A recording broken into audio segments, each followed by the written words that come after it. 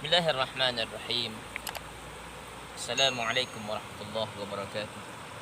Alhamdulillahirabbil alamin wassalatu wassalamu ala asyrafil anbiya'i wal mursalin sayyidina wa maulana Muhammadin wa ala alihi washabbihi ajma'in. Sahabat-sahabat sekalian, sekarang kita akan melanjutkan kajian kitab Al-Maktubat halaman 389, surat ke-20, karya Imam Badi'uzzaman Said Nursi. Makna dari zikir biyadihil khair. Makna dari zikir biyadihil khair. Apa makna dari zikir biyadihil khair? Zikir yang berkualitas adalah zikir yang disertai dengan perenungan, tafakkur. Mari kita tafakuri kandungan zikir ini. Sebelumnya kita sudah mengkaji makna la ilaha illallah wahdahu la syarikalah lahul mulku wa lahul hamdu yuhyi wa yumiit wa huwa hayyul la yamut biyadihil khair. Artinya seluruh kebaikan berada di tangannya. Seluruh kebaikan berada di tangannya. Semua amal baik kalian dicatat dalam kitabnya. Seluruh amal salih yang kalian lakukan ada padanya.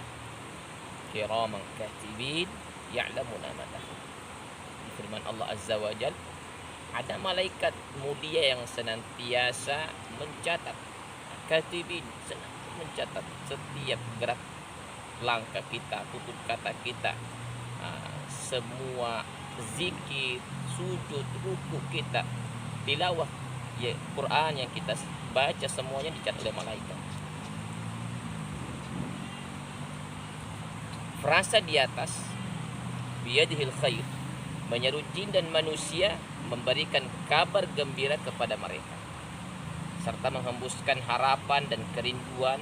Ia berkata, wahai orang-orang malang, ketika kalian meninggalkan dunia menuju kubur, jangan berujar, oh sungguh sangat sedih, harta kami lenyap begitu saja, amal kami hilang percuma, kami masuk ke dalam kubur yang sempit setelah berada di dunia yang luas. Jangan kalian merasa putus asa, pasalnya semua milik kalian terpelihara di sisinya. Semua amal yang kalian kerjakan telah dicatat padanya. Jadi tidak ada yang hilang, tidak ada usaha yang terlupakan. Sebab Allah yang Maha Agung yang menggenggam segala kebaikan akan membalas amal kalian. Dia akan memanggil kalian untuk menghadap kepadanya setelah dia meletakkan kalian di dalam tanah, tempat sementara kalian. Siapapun tidak ada yang bisa menghindar dari kematian. Saat malaikat maut datang menjemput kita, jangan pernah cemas, takut akan menghadapi kematian, karena yang telah diutus oleh Allah Azza wa Jalla untuk menjemput kita adalah malaikat yang senantiasa mengawasi kita, menjaga kita, dan senantiasa memuliakan kita. Dia hanya menjalankan tugasnya. Yang harus kita perhatikan, bagaimana setiap gerak langkah kita, setiap tutur kata kita dijaga dari semua bentuk maksiat. Kebiasaan seseorang tergantung, kematian seseorang tergantung dari kebiasaan.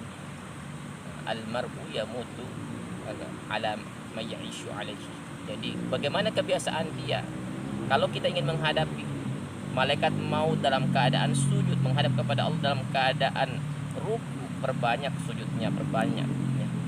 Jika kebiasaan kita membaca Al-Quran, insya Allah kita akan menghadapi malaikat maut dalam keadaan membaca Al-Quran. Nah, saat kita menghadapi kuburan, jangan anggap kuburan tempat menakutkan. Lahiriahnya tempat yang sangat sunyi, sepi, tempat yang gelap. Tetapi pada hakikatnya dalam pandangan Al-Quran, kuburan bisa menjadi taman-taman surga bagi mereka yang beriman dan beramal soleh. Tetapi bisa juga menjadi lubang neraka, tempat penyiksaan bagi mereka yang mengingkari Allah, yang bermaksiat dan lalai akan tobat. Nah, tergantung bagaimana kita menggunakan sisa umur ini di jalan Allah Azza wa Jalla. Maka betapa kalian sangat bahagia. Kalian telah menunaikan pengabdian dan telah menyelesaikan tugas. Kalian telah bebas, hari-hari penat dan lelah telah berakhir.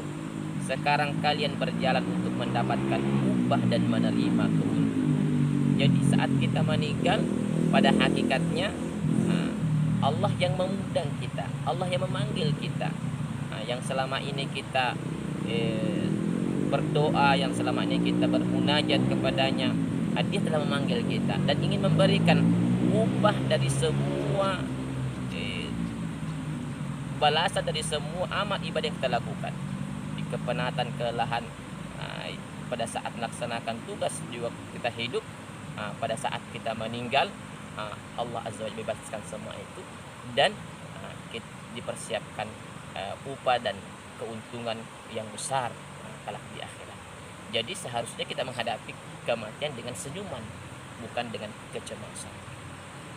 Ya, Sang Maha Kuasa dan Maha Agung yang memelihara seluruh benih dan biji, yang merupakan lembaran amal, daftar pengabdian, dan ruang tugas musim semi masa lalu.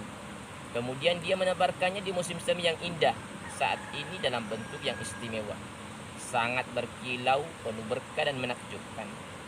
Tuhan yang Maha Kuasa dan Maha Indah tersebut sudah pasti juga menjaga hasil kehidupan dan amal kalian.